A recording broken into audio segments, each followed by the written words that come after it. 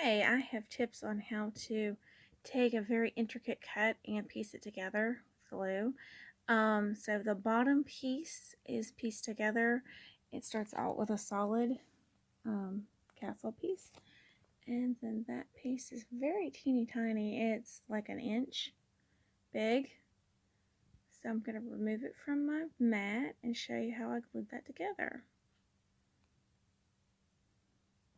As you can see, it is teeny, teeny, tiny. I used my spatula to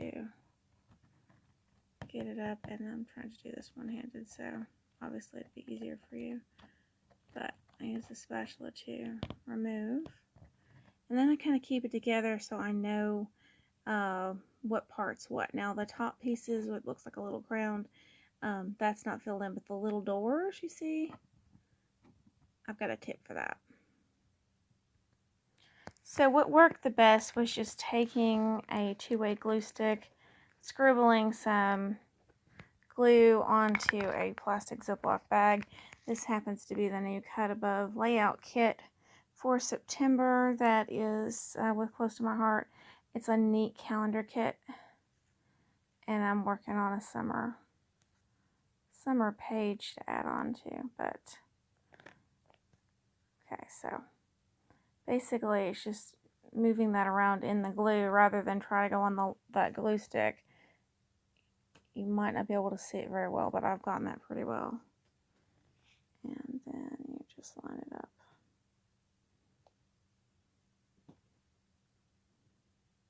And the outline goes on perfectly when I can see what I'm doing.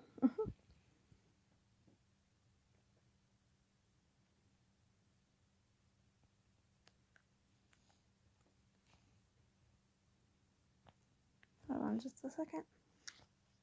Okay, so if there's any bit that didn't adhere well, you can just take the glue pen at that point and go behind it. So I have a little trick on how to keep that in a good way. These are close to my heart ink pads, and they're magnetic. And I just discovered that if you stack them together, they are quite strong magnets, which I already knew, but they've been working good to keep my glued pieces together. So I'm going to let that dry, and this is going to make this nice weight and keep that together. So you can see that dry pretty perfectly. Now I'm ready to put the door pieces on, and the best way I found to do that was using something I had here. It doesn't work the greatest, to be honest, but you might be able to find a better tool than this, but this is just what I had. And it is this pick up stick that's got this adhesive on the bottom of it. It's a little bit tacky. I think if you took like that sticky putty stuff for posters, it's basically the same thing, like at the end of the pencil, and you'd be away and good. So my tip is when you leave it on the mat, you can kind of see what you got here. You take this off and leave that open. And you don't put any glue on it because you don't want that part to stick.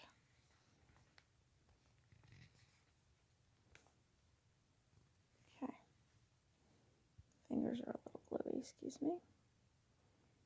And you stick that in there. Say this is how it cut, so you know it's perfectly in there. Well, it will be. I'd have to fix it off camera and come right back. Okay, so I just line that up, and then I can see where the glue needs to go. Right in here. This two-way glue. This isn't my favorite because it's like a pen and it kind of makes a bigger mess than the regular. But it will work for this process. Alright, now I have my pickup tool. And I have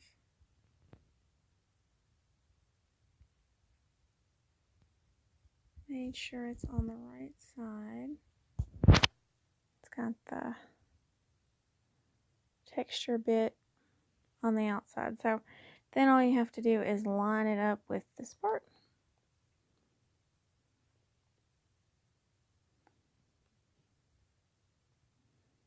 As soon as I see what I'm looking at.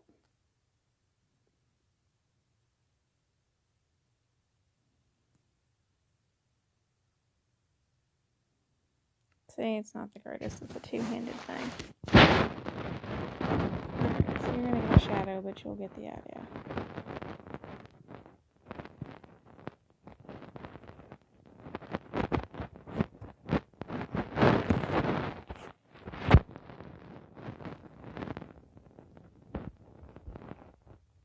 And I'm not putting it down on the piece itself because I don't want glue to be on the other piece.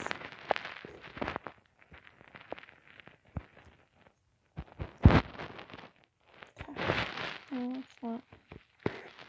Here, I'll line it up. Once it's placed, you can just remove the little piece and throw it away. And I just did the same thing for these next two pieces. So there's the first one I did. That turned out a lot better because I used two hands. And the middle piece didn't fall off, but I decided, you know, the middle piece isn't there. No big deal. I added some stickles to make it look more like sand. And you will see what I end up doing with these in an upcoming video. Take care. Thank you for watching.